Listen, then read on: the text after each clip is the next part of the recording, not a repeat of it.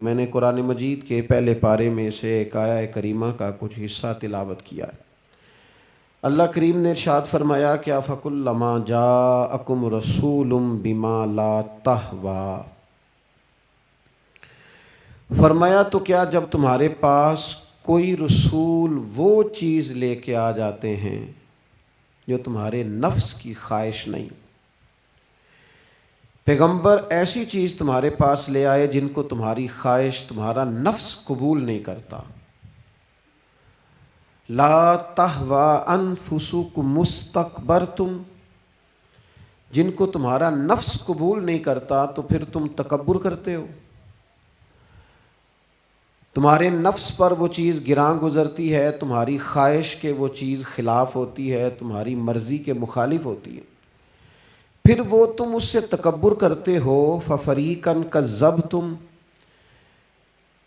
تو ایک گروہ ان میں سے انبیاء کو جھٹلاتا ہے، معاذ اللہ، ایک گروہ کیا کرتا ہے؟ نبیوں کو جھٹلاتا ہے، نبیوں کو، اور دوسرا اس سے بھی آگے بڑھ جاتا ہے، وَفَرِيقًا تَقْتُلُونَ، اور ایک گروہ ان کو شہید کر دیتا ہے۔ انبیاء کرام علیہم السلام کی جو تعلیمات ہوتی ہیں وہ کامل، اکمل اور مکمل ہوتی ہیں۔ انبیاء کرام علیہم السلام معصوم ہوتے ہیں۔ نبیوں میں معاذ اللہ نہ ظاہری طور پر کوئی نقص ہوتا ہے نہ باطنی طور پر نقص ہوتا ہے۔ اللہ تعالیٰ انبیاء کرام علیہم السلام کو بڑے قبیلوں میں پیدا فرماتا ہے، ان قبیلوں میں جو اس دور کے اندر لوگوں میں بڑی قدر کی نگاہ سے دیکھے جاتے ہیں، ان میں نبی آتے ہیں۔ انبیاء کرام کو اللہ تعالیٰ حسن و جمال دیتا ہے، قد و قامت دیتا ہے، ان کو اللہ تعالیٰ پر وجیح چہرے دیتا ہے، کامل تعلیمات دیتا ہے۔ اور سب سے بڑی بات یہ ہے کہ انبیاء معصوم ہوتے ہیں، ان کے اندر کوئی نفسانی خواہش ہی نہیں ہوتی، نبی کوئی خطا کرتے ہی نہیں۔ کامل، مکمل، اکمل تعلیم نبی لے کے آتے ہیں، لیکن اللہ کا قرآن کہتا ہے کہ جب وہ چیزیں تمہاری نفس کی خواہش کے خلاف ہوتی ہیں، چیزیں بالکل مکمل ہیں، کامل ہیں، اکمل ہیں، نبی معصوم ہیں۔ عام آدمی اگر کوئی بات کرتا ہے تو اس کی بات میں نقص رہ جاتا ہے، کمزوری رہ جاتی ہے، کسی دانشور سے، کسی شاعر سے، کسی ادیب سے، کسی آپ جس نے اپنی دانش بینش کے حساب سے کوئی بات کی ہے، آپ اگر اس سے کوئی تربیت لیتے ہیں تو اس کی بات میں کمزوری رہ جائے گی، عام آدمی ہے۔ انبیاء کرام علیہم السلام کی تعلیمات جو ہوتی ہیں وہ ذاتی نہیں ہوتی، وہ وحی الہی کے ساتھ ہوتی ہیں، ان میں کمزوری کوئی نہیں ہوتی، نقص کوئی نہیں ہوتا۔ انبیاء کرام علیہم السلام خوبصورت ہوتے ہیں، نورانی ہوتے ہیں، یعنی کسی بندے نے معاذ اللہ ان سے کوئی ایسی چیز نہیں دیکھی ہوتی جس سے کہ قباحت پیدا ہو، نقص پیدا ہو۔ انسان دور ہٹے، انہیں اللہ تعالیٰ ظاہری، باطنی، معنوی حسن دے کے دنیا میں بھیجتا ہے، کیوں نہیں لوگ مانتے؟ 950 سال حضرت نوح علیہ السلام نے تبلیغ فرمائی، اور میرے بھائی 1.5 دن میں بندہ تھک جاتا ہے، اکتا جاتا ہے، ہف جاتا ہے، عام آدمی کی بات کر رہا ہوں۔ 950 سال تبلیغ کی، اور تبلیغ کرنے والا بندہ کامل ہے، مکمل ہے، اکمل ہے، درد مند ہے، سونا ہے، نہیں مان رہے لوگ، کیوں؟ قرآن کہتا ہے اس کی وجہ یہ ہے کہ چیزیں وہ ہیں جو ان کے نفس کی خواہش کے خلاف ہیں، جو یہ ان کے نفس کی اور باطنی جو خواہشات ہیں ان کے مخالف ہیں، نہیں مانتے۔ حضرت موسیٰ کلیم علیہ السلام بنی اسرائیل کو نجات دینے کے لیے آئے تھے، راحت دینے کے لیے تشریف لائے تھے، لیکن آپ ان کے مطالبات دیکھیں کس قدر تکلیف دی۔ کبھی کہتے تھے نہیں مانتے جب تک اللہ کو اعلانیہ نہ دیکھ لیں، کبھی وہ کوئی مطالبہ لے کے آ جاتے، کبھی وہ پانی کا مطالبہ کرتے اور کہتے 12 چشمے الگ الگ چاہیے، کبھی وہ من و سلوہ کا مطالبہ کرتے، کبھی کہتے من و سلوہ تو آتا ہے پر ایک جیسا کھانا ہے، ہمیں تو الگ الگ چاہیے، وہ اجناس چاہیے جو زمین سے اگنی ہے۔ حضرت موسیٰ خوبصورت تھے، نورانی تھے، پر وجیح تھے، اور کمال یہ ہے کہ رب کے اتنے پیارے ہیں جن سے رب کلام فرماتا ہے، لیکن قوم ہے کہ تسلیم کرنے کو تیار نہیں، ماننے کو تیار نہیں۔ فقط اتنی بات ہے کہ وہ تعلیمات وہ ہیں جو ان کے نفس کی خواہش کے خلاف ہیں، اور ذرا سا انہیں موقع ملا، حضرت موسیٰ علیہ السلام 40 دنوں کے لیے کوہ طور پہ تشریف لے گئے تو پیچھے سے ایک بچڑے کی پوجا شروع کر دی۔ جناب کلیم واپس آئے تو پھر طرح طرح کی ہیلے بازیاں، حضرت یوسف علیہ السلام کا تو حسن مشہور ہے نا ساری دنیا میں، دنیا جانتی ہے نا کتنے سونے تھے، تو کیا اتنا خوبصورت آدمی بھی کنویں میں ڈال دیا جاتا ہے؟ کیا اتنا حسین آدمی بھی بازار میں بیچ دیا جاتا ہے؟ کیا اس قدر شخص جو ظاہری باطنی طور پر نورانی ہو، اس شخص پر بھی الزامات دھر کے جیل میں ڈال دیا جاتا ہے؟ مخلوق تو فنکار ہے اس درجہ کے پل بھر میں سنگے در کعبہ سے بھی اصنام تراشے، اور تم کون ہو کیا چیز ہے داغے کبابی، لوگوں نے تو مریم پہ بھی الزام تراشے۔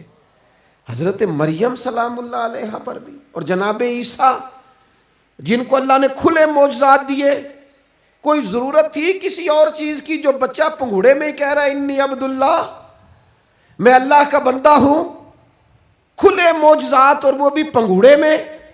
لیکن قرآن کہتا ہے تعلیمات وہ تھیں کہ جو ان کی نفس کی خواہش کے خلاف تھیں، لہذا نفس کی خواہش، وہ جو ایک جگہ پہ قرآن مجید نے کہا نا کچھ لوگوں نے نفس کی خواہش کو خدا بنا لیا، وہ چونکہ خواہشات نفسانیہ کے خلاف تھیں، نتیجہ اس کا یہ نکلا کہ ان لوگوں نے پیغمبروں، رسولوں، انبیاء، اللہ کے محبوب بندوں کو جھٹلا دیا، یہاں تک کہ قتل کر دیا۔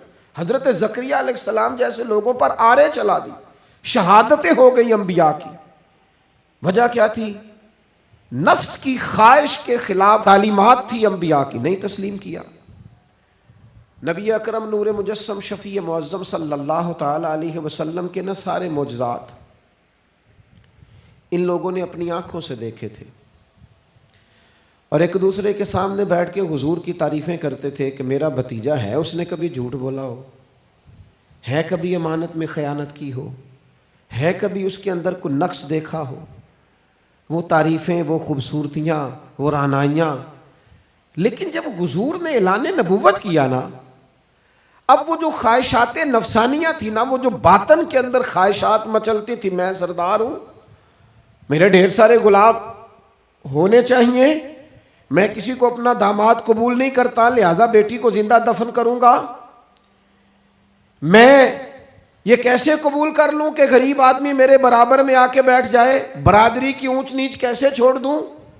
کل تک کہہ رہے تھے آپ صادق ہیں، آپ امین ہیں، آپ حسین ہیں، آپ باوقار ہیں، ہر چیز بیان کر رہے تھے، اور جیسے ہی کہا حضور نے کہ میں اللہ کا رسول بن کے آیا ہوں، جب ماننے کی باری آتی ہے نا، ماننے کی، حضور علیہ الصلوۃ والسلام پہاڑی پر تشریف فرما ہے، اور کریم محبوب علیہ الصلوۃ والسلام نے اونچی پہاڑی تھی، اس طرح کوئی آدمی یہاں دیوار پہ اوپر کھڑا ہو جاتا ہے تو آپ تو اس طرف نہیں دیکھ رہے، وہ ادھر بھی دیکھ رہا ہے، ادھر بھی دیکھ رہا ہے۔ اونچی پہاڑی پر حضور کھڑے ہو گئے، اور کھڑے ہو کے فرمایا اگر میں تم سے کہوں کہ پہاڑی کے اس پار دشمن ہے اور وہ تیاری کر کے آ چکا ہے، تم پر حملہ آور ہو جائے گا، کیا میری بات مان لو گے؟ دیکھا نہیں تم نے، میں کہہ رہا ہوں دشمن ہے، تسلیم کرو گے؟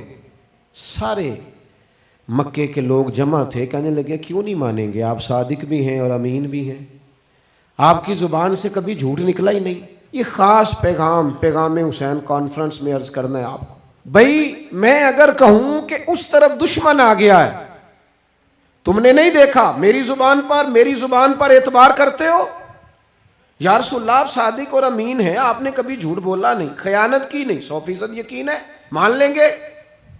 یہ بات ماننے کو تیار ہیں، یہ بات تسلیم کرنے کو تیار ہیں کہ آپ صادق اور امین ہیں، تو حضور نے فرمایا جس زبان سے تم یہ ماننے کو تیار ہو نا کہ اس طرف دشمن کھڑا ہے حملہ کر دے گا، اس زبان سے یہ بھی مان جاؤ کہ میں اللہ کا سچا رسول بن کے آیا ہوں۔ آپ میری بات کو سمجھیں، تھوڑی دیر پہلے بیک وقت کہہ رہے ہیں بالکل آپ جو کہتے ہیں حق اور سچ ہے، اور اب جب کہا میں رسول ہوں مان جاؤ، تو معاذ اللہ تعالیٰ ابو لہب کہنے لگا آپ کے ہاتھ ٹوٹ جائیں، آپ نے ہمیں اس کام کے لیے بلایا تھا، طرح طرح کی بولیاں بولنے لگے۔ جب مفادات پر چوٹ لگتی ہے، جب خواہشات نفس کو چھوڑنا پڑتا ہے، جب ذرا اپنی طبیعت پر کچھ چیزیں بوجھ بنتی ہیں، میرے اصحاب قبلہ عالم فرمایا کرتے تھے ہمارے دشمن جب ہم پر تنقید کرتے ہیں تو کئی باتیں غلط بھی کرتے ہیں لیکن کچھ باتیں ٹھیک بھی ہوتی ہیں، بجائے اس کے کہ ہم اسی وقت اٹھ کے قبول کریں، تسلیم کریں کہ جناب یہ بات جو آپ نے کیا یہ بالکل ٹھیک ہے، میں کھلے دل سے اس کو قبول کرتا ہوں. اتنی جرت کون کرے؟ اتنی ہمت کا مظاہرہ کون کرے؟ وہ چیزیں جو ہمارے نفس کی خواہش کے خلاف ہوتی ہیں ہم قبول کرنے کو تیار ہی نہیں ہوتے. لیکن جو مزاج دین ہمیں عطا کرتا ہے، وہ دین ہمیں یہ عطا کرتا ہے کہ جب تم یہ دیکھو نا کہ بات جو ہو رہی ہے وہ بات ٹھیک ہے، اگرچہ میرے مفادات کے بھی خلاف ہے، اگرچہ میرے نفس کی خواہش کے بھی خلاف ہے، اگرچہ میری سرداری کے بھی خلاف، ہو سکتا ہے میرا مالی نقصان بھی ہو، لیکن چونکہ ٹھیک ہے لہذا مجھے قبول کر لینی چاہیے. یہ جرت پیدا کریں اپنے دل کے اندر، یہ طاقت پیدا کریں. یہ آج کا پیغام ہے. آپ دیکھیے حضرت فاروق اعظم رضی اللہ تعالیٰ عنہ نے مسئلہ بیان کیا تو جناب فاروق اعظم رضی اللہ تعالیٰ عنہ نے اس مسئلے میں عورتوں کے مہر کے متعلقہ، جو حق مہر ہوتا ہے خاتون کا، اس کے متعلقہ جناب عمر نے کوئی مسئلہ بیان کیا. تو آپ جمعہ پڑھا کے باہر نکلے تو ایک خاتون کھڑی تھی دروازے پر، کہنے لگی امیر المومنین حد ہو گئی ہے، آپ عورتوں کو مہر لینے پر پابندی لگا رہے ہیں، اتنا لینا اتنا نہ لینا، اور اللہ رسول نے کھلی اجازت دی ہے جتنا مرضی لے لیں. اس خاتون نے دلائل پیش کیے. اب امیر المومنین کے سامنے ایک تو ہے کہ عام مرد کے سامنے عورت بات کرے تو لوگ قبول نہیں کرتے، اور 22 لاکھ مربع میل کا حکمران اور جس کے بارے میں معروف ہے کہ ان کا درہ ہر وقت چلتا ہے، اس خاتون نے جناب عمر سے کہا کہ جناب مسئلہ یوں ہے، آپ نے یوں بیان کیا ہے. اب ارد گرد لوگ کھڑے تھے، کسی نے یہ نہیں کہا گستاخ معاذ اللہ تو کیا کہہ رہی ہے، امیر المومنین کے سامنے کلام کرتی ہے. بات حق تھی، کسی نے جرت نہیں کی. ایک شخص حضرت عمر سے کہنے لگے حضور آپ کچھ بولتے کیوں نہیں، کچھ تبصرہ کریں. فرمانے لگے بولنا کیا ہے، ایک مرد نے خطا کی ہے اور ایک عورت ٹھیک کہہ رہی ہے، اس کی بات درست ہے، میں کھلے دل سے قبول کرتا ہوں. نفس پر گرچہ چوٹ لگتی ہے اسے قبول کریں. کیوں حق کے معاملے میں حضرت صاحب بندے بڑے اچھے ہیں، قبلہ بڑے نفیس آدمی، اور جناب ان کی طبیعت بڑی اچھی ہے، تو پھر آپ قبول کر لیں ان کی بات کو. کہتے ہیں آپ دعا کریں میرے لیے میں قبول کر لوں، آپ دعا کریں میں ٹھیک ہو جاؤں. او خدا کے بندے، جسے تو ٹھیک سمجھ رہا ہے اس کی بات کو قبول کر، اس بات کا قائل ہو جا، اس پر عمل کر. ہمارے مزاجوں میں وہ جو نفسانی خواہشات کا غلبہ ہے آج بھی پوری طرح وہ ہمیں اپنی لپیٹ میں لیے ہوئے، ہم سمجھنے کو تیار نہیں ہوتے. حق حق ہوتا ہے، اور جب حق واضح ہو جائے پھر نفسانی خواہشات کو نہ دیکھو.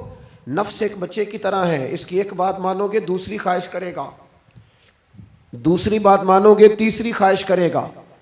اللہ کے محبوب علیہ السلام نے دعا فرمائی ہے، مسند امام احمد بن حنبل میں موجود ہے.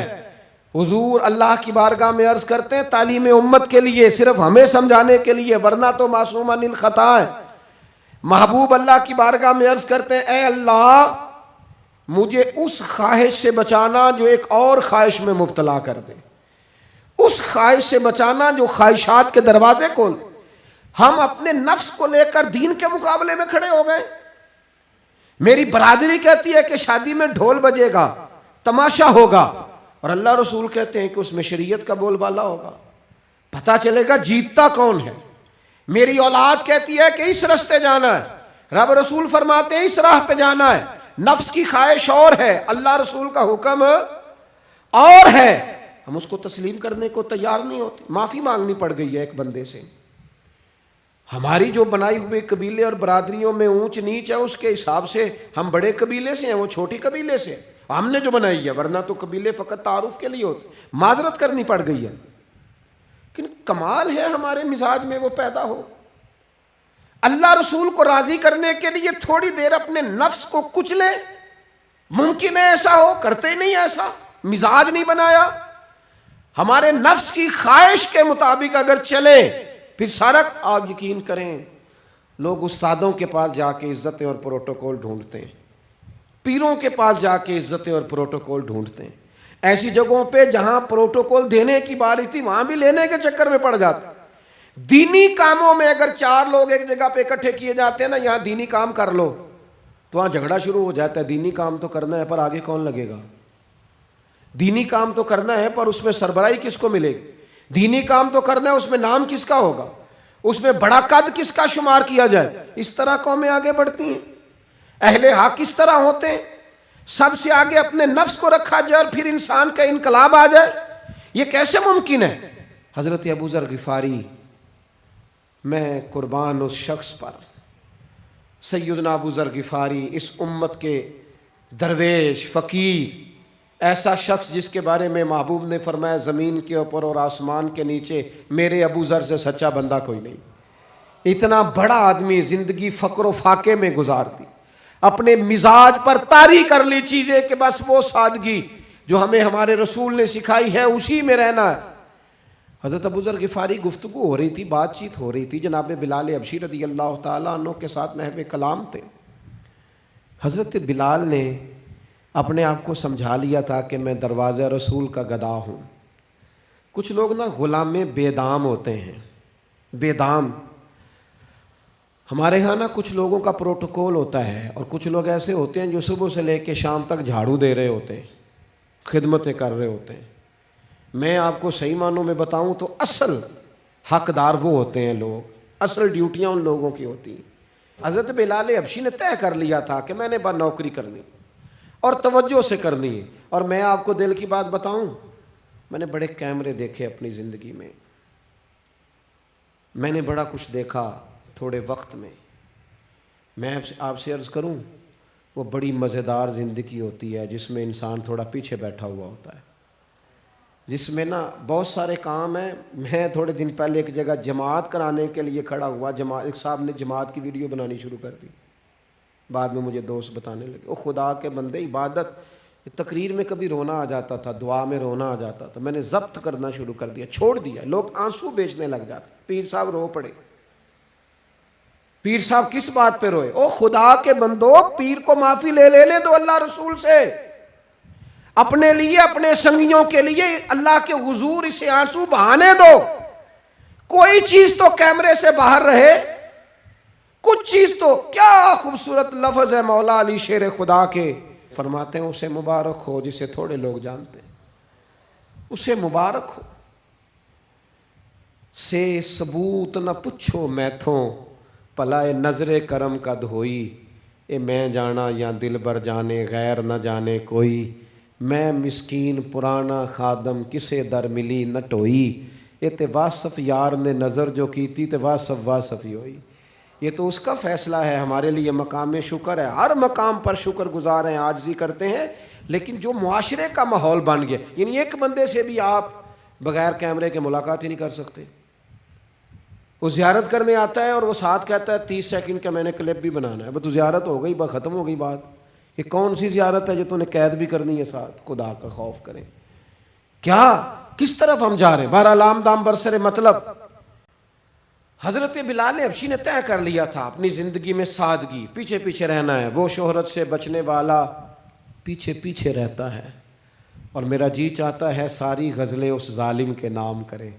کچھ لوگ طے کر لیتے ہیں میں نے پیچھے پیچھے رہنا ہے، ان کے اعلان کیے جاتے ہیں، بلایا جاتا ہے، پھر بھی پیچھے نکل جاتے ہیں۔ جو عرض کرنا چاہتا ہوں، حضرت سیدنا بلال حبشی نے طے کر لیا تھا۔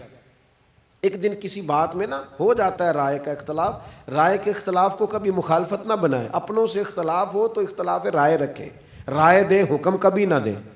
ہمارے یہاں لوگ حکم دیتے ہیں، رائے نہیں دیتے، بعد میں ادھر ادھر بیٹھ کے شکوے کرتے ہیں، دسو جی میری منی نہیں، وہ بھی تیرے سے مشورہ لیا تھا، قبول بھی ہو سکتا ہے، رد بھی ہو سکتا ہے، ختم ہو گئی بات۔ کسی بات میں جناب ابوذر غفاری کا اور حضرت بلال حبشی کا رائے کا اختلاف ہو گیا۔ اب حضرت بلال حبشی غلام ہے، جناب ابوذر بڑے قبیلے سے، تو جناب ابوذر غفاری نے بات کرتے کرتے حضرت بلال کو کہہ دیا، او ابشن کے بیٹے، تھے بھی وہ ابشن کے بیٹے، لیکن حضرت بلال کے دل کو تکلیف ہوئی۔ بعض لوگ کہتے ہیں میں نے سچ ہی بولا ہے، سچ اپنے بارے میں بولنا، تو دوسروں کے بارے میں سچ بولتا ہے، اپنے بارے میں بول، صرف تو دوسروں کے لیے بولے۔ او جی میں نے سچ ہی تو بولا تھا، سچ بولنے کی بھی حکمت ہے، سچ بولنے کی سب سے بڑا سچ کسی کو اللہ کی طرف بلانا ہے، اور میرا رب فرماتا ہے ادعو الی سبیل ربک بالحکمہ، کسی کو اللہ کی طرف بھی بلاؤ تو دانائی کے ساتھ بلاؤ، حکمت کے ساتھ، سب سے بڑا سچ بھی بولو تو دانائی کے ساتھ بولو۔ تو نے سچ بولا ہے اور تو نے لوگوں کا کلیجہ چیر کے رکھ دیا ہے. یہ کیا انداز ہوا تیرا سچ بولنے کا؟ یہ کیا طریقہ ہوا؟ حضرت سیدنا بلال حبشی رضی اللہ تعالیٰ عنہ کو جناب ابو ذر غفاری نے کہا حبشن کے بیٹے بات سچی تھی. حضرت بلال کو تکلیف ہوئی, کونے میں بیٹھ کے روئے, اور غلام روئے اور آقا کو خبر نہ ہو. تڑپے جو ہم یہاں تو مدینے خبر گئی. حضور علیہ الصلاۃ والسلام پتہ چلا, محبوب نے ممبر سجایا. حضور کی عادت تھی نامینیٹ کر کے اصلاح نہیں کرتے تھے, بائی نیم نہیں, نامزد کر کے نہیں, اوورال بات کر دیتے, سمجھنے والے سمجھ جاتے. حضور فرمانے لگے لوگوں کو کیا ہو گیا ہے, میں نے تو جاہلیت کی ساری باتیں پاؤں تلے رون دی تھی, ابھی بھی کہتے ہیں بلال کو حبشن کا بیٹا. حضرت ابو ذر غفاری کہتے ہیں باقی تو کوئی نہ سمجھے تو میں سمجھ گیا. بڑا مشکل ہوتا ہے مجمعوں میں اٹھ کے معافی مانگنا.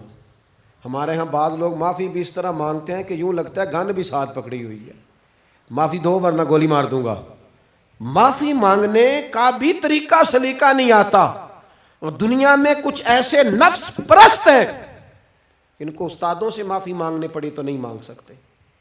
مشائخ سے معافی مانگنے آتی ہے تو نفس کے بندے بن کے نفس کی غلامی کرتے ہیں, لیکن اپنی عزت کی جگہوں کو بھی درست نہیں کرتے.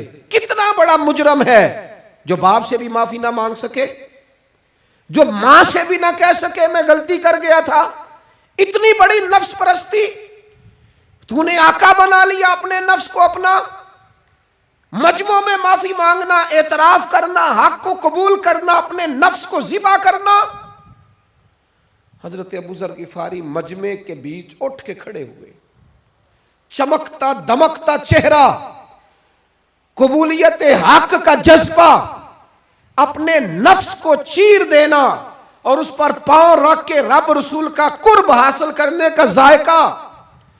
جناب ابو ذر غفاری حضرت بلال کے قریب گئے اور پھر ان کے سامنے لیٹ گئے, رو کے کہنے لگے حبشن کے بیٹے اٹھا اپنا پیر اور رکھ میرے سینے پہ.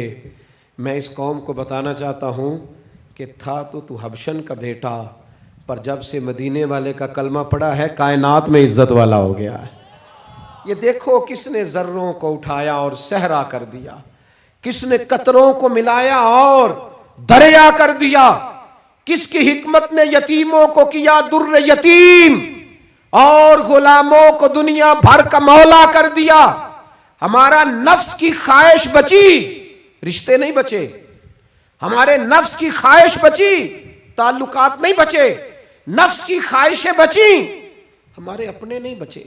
نفس کی خواہشیں بچی, مال جمع ہوا, دیانتداری نہیں بچی, وعدوں کی پابندی نہیں بچی, تجوریاں بھر گئیں, روحیں اجڑ گئیں. بددیانتی سے رزق حرام سے کمایا ہوا مال, کاریں کوٹھیاں بنگلے بن گئے, باطن اجڑ گیا. اس لیے کہ نفس کی خواہش پوری کی. نفس کے سامنے اگر انبیاء کی بھی تعلیمات آئیں, لوگوں نے تکبر کیا, قتل تک کر دیا نبیوں کو, لیکن اپنے نفس کی خواہش کے خلاف جانے کو تیار نہ ہوئے. خدا را واپس آ جاؤ, خدا را. وقت آیا, یہ وقت بدلتا رہا, یہ دور تبدیل ہوتا رہا. لوگوں نے اپنی بادشاہیاں قائم کرنے کے لیے بڑے بڑے قتل کیے. ہلاکو خان نے انسانی کھوپڑیوں کے مینار بنائے. لوگوں نے بڑے بڑے ظلم کیے, جبر کیے, خوف اور ہراس پھیلایا, اپنے اقتدار پکے کرنے کے لیے بڑے بڑے جبر کیے. پھر کیا ہوا؟ ایسی ایسی بیماریاں لگیں جن کے علاج ہی کوئی نہیں تھے دنیا میں. بھری ہوئی تجوریاں, پیسے باہر گر رہے ہیں, پر ڈاکٹر کہہ رہا ہے تیرا مرض ہی وہ ہے جس کا علاج ہی کوئی نہیں. اللہ تبارک و تعالیٰ کے قانون سے جب لوگ ٹکراتے ہیں پھر پاش پاش ہو جاتے ہیں. وقت گزرا, ٹائم یزید کا آیا. وقت گزرا تو ٹائم عبید اللہ ابن زیاد کا آیا, ٹائم شمر کا آیا.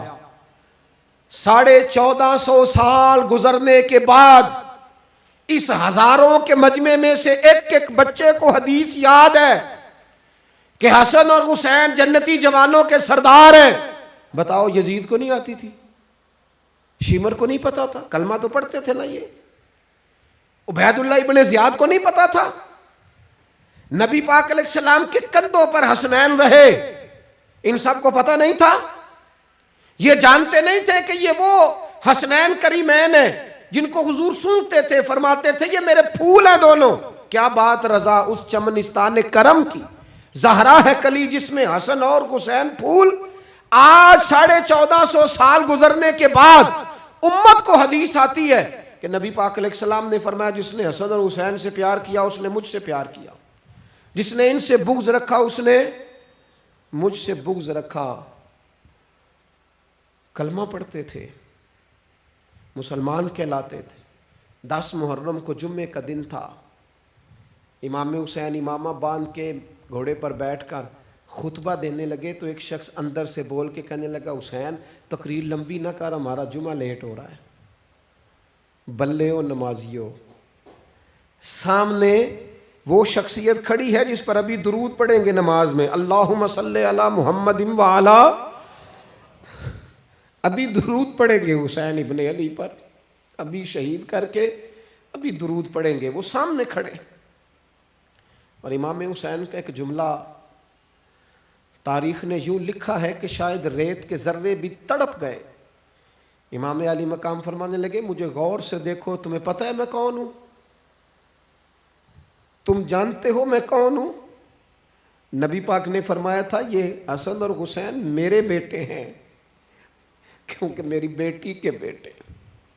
تمہیں پتہ ہے میں کون ہوں؟ سامنے امام حسین کھڑے، فرمایا مجھے جانتے ہو؟ اور امام علی مقام فرمانے لگے میں تمہارے نبی کا نواسا ہوں، اور آج کے بعد تمہیں کسی نبی کا کوئی نواسا نہیں ملے گا، کیونکہ نبی پاک آخری نبی ہیں، اور جب حضور کے بعد کوئی نبی نہیں آئے گا تو کسی نبی کی اولاد کیسے ہوگی؟ تمہیں آج کے بعد کسی نبی کے نواسے کی زیارت نہیں ملے گی۔ میں کیسے آپ سے یہ بات آپ کو عرض کروں کہ سامنے حسین ابن علی بھی ہوں تو لوگ نفس کی خواہشیں پوری کرتے ہیں، لوگ اپنی کرسیاں پکی کرتے ہیں، لوگ گورنریاں پکی کرتے رہے، لوگ گڈ بک میں جانے کے لیے ایک دوسرے کو شاباشیاں دیتے رہے، جشن ہوتا رہا۔ سب سے پہلے ایک شخص نے امام حسین کا قافلہ روکا تھا، اس کا نام حور بن یزید تھا، سب سے پہلے اس نے روکا تھا، وہ ایک لشکر کا سپہ سالار تھا۔ جب امام حسین رضی اللہ تعالیٰ عنہ نے خطبہ پڑھا نا تو حور یزیدی فوج میں تھا، واپس گیا اور عبید اللہ ابن زیاد سے جا کے کہنے لگا، یا جو بھی وہاں لوگ موجود تھے یزیدی فوج کے، ان سے کہنے لگا تم نے تو کہا تھا کہ صرف راستہ روکنا ہے، تم نے تو کہا تھا کہ صرف ان سے کچھ منوانا ہے، تم نے تو جب مجھے بھیجا تھا تو کہا تھا کہ بات تھوڑے معاملات ہیں، اوہ سچ بتاؤ نبی کے نواسے کو شہید کرو گے؟ تم نے تلواریں نکال لی ہیں، نیزے نکال لیے ہیں، تیر نکل آئے ہیں، تیاری مکمل ہے، مجھے سچ بچاؤ، کیا حسین ابن علی کی گردن پر خنجر چلانے لگے ہو؟ سیدہ فاطمہ کا جگر پارا شہید ہوگا، کیا یہ خبر سچ ہے؟ یوں ہوگا؟ تو کہنے لگے ہاں یہی حکم ہے ہمیں، یہی تیاری ہے، یہی پروگرام ہے، یہی پلان ہے، یہی ہوگا۔ کہنے لگا میں اور آپ تو مدینے والے رسول کا کلمہ پڑھتے ہیں، تو کیا محبوب کے نواسے کو ذبح کرو گے؟ جناب علی اکبر کو جن کا چہرہ رسول پاک سے ملتا ہے، حضرت قاسم بن حسن کو، جناب علی کے بیٹوں عباس بن علی کو، حضرت علی کے بیٹے ابو بکر بن علی کو، حضرت علی کے بیٹے عمر بن علی کو، حضرت علی کے بیٹے یہ بھی 3 کربلا میں موجود، حضرت عثمان ابن علی کو، ان کو شہید کرو گے؟ نے کہا ہاں تیاری ہو گئی ہے۔ تو سب کے ضمیر مردہ نہیں ہوتے، ہاں بڑی بڑی سخت جگہوں پہ پھول اگتے ہیں۔ حر نے جب ان سے کہا کہ تمہارا پکا ارادہ ہے، کہا پکا ارادہ ہے، تو اس نے کہا یہ زرہ پکڑو، یہ عہدہ پکڑو، مجھے تمہارا دیا ہوا عہدہ نہیں چاہیے، حسین کے نانا کی دی ہوئی جنت درکار ہے، یہ رکھو اپنے پاس، مجھے تمہارا۔ ایڑی لگائی اس نے اور دوڑا اور امام حسین کے قدموں میں گیا، کہنے لگا حضور میں مجرم ہوں، میں خطا کار ہوں، میں نے سب سے پہلے آپ کو روکا تھا، پر مجھے قسم ہے اللہ کی، میں جانتا نہیں تھا ان کا ارادہ کیا ہے۔ حضور بھول گیا، غلطی کر بیٹھا، یہ اندھے ہوں گے، ان کی آنکھوں میں پٹی بندی ہوگی، اور مجھے تو پتہ ہے نا کہ دنیا کو پھر محمد کا نواسہ نہ ملے گا، مجھے خبر ہے۔ اگر معافی مانگوں تو معاف کر دو گے؟ پہلا مجرم ہوں، میں نے روکا ہے۔ اگر آ جاؤں تو قبول کر لو گے؟ یہ ظرف، یہ حوصلے، یہ توانائیاں اگر ہیں تو سیدہ فاطمہ کے دودھ میں ہیں، یہ شیر خدا کی تربیت میں ہیں، یہ محبوب نے جو ان کی زبانوں کو چوسا تو اس کرم میں ہے۔ حضرت امام حسین نے اٹھ کے سینہ یوں چوڑا کیا، ہاتھ پھیلائے، فرمایا آجا، لگ جانا میرے سینے کے ساتھ، تو آ جانا، تو نے دیر کی، ہم تو پہلے سے منتظر تھے، تو آ جا، تیری ساری معاف ہیں۔ ہور کے مقدر جاگے، امام علی مقام کے لشکر میں شامل ہوا۔ بعض نے لکھا ہے جو لوگ ابتدا میں شہید ہوئے امام حسین کی طرف سے، ان میں ہور شامل۔ خدا را، کچھ خواہشات، کچھ نفسانی باتیں چھوڑ دو۔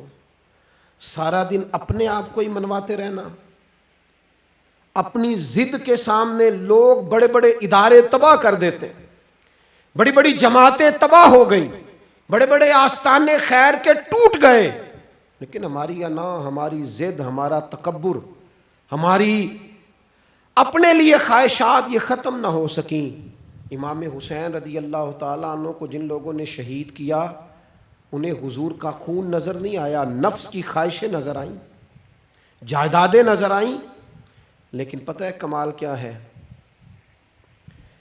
ہمیشہ جو لوگ حق قبول کرتے ہیں نا، اللہ تعالیٰ انہیں یہ عزت عطا کرتا ہے۔ دو چار باتیں میری ضرور لے کے جانا، یہی لنگر ہے آج پیغام حسین کانفرنس کا۔ دیکھو آپ کے والد آپ کو جو سمجھاتے ہیں وہ ٹھیک ہے، یا جو آپ کہہ رہے ہیں وہ ٹھیک ہے؟ غور کرو، آپ کے اساتذہ اور مشائخ جو آپ کو کہتے ہیں وہ ٹھیک ہے، یا جو ضد آپ نے لگا لیا وہ ٹھیک ہے؟ اور سب سے بڑھ کر اللہ رسول کا حکم زیادہ مؤثر ہے، یا جو آپ نے اپنی مرضی سے چیزیں طے کی ہیں وہ زیادہ مؤثر؟ اپنی نفسانی خواہشات کو تھوڑی دیر کے لیے کنٹرول کرو، اپنے آپ پر تھوڑی دیر کے لیے پابندی لگاؤ، ایک ایک کر کے اپنی خواہشات کو کچلو، زندگی کے اندر کچھ ایسی چیزیں پیدا کرو جس سے روح تازہ رہے، دل تازہ رہے، طبیعت تازہ رہے، دین بچا رہے۔ جتنی طلاقیں ہوتی ہیں نا معاشرے میں، ہم سے اگر دن میں 100 لوگ مسئلہ پوچھتے ہیں تو 95 طلاق والے ہوتے ہیں، سوائے اس کے کہ نہ میاں ہارنے کو تیار تھا نہ بیوی ہارنے کو تیار تھی، بالآخر رشتہ ہی ہارا، دونوں کے ہوتے ہوئے بچے یتیموں جیسی زندگی گزارنے لگے۔ تھوڑی دیر کے لیے لوگ چپ نہیں کیے، سارا کچھ ختم کر لیا۔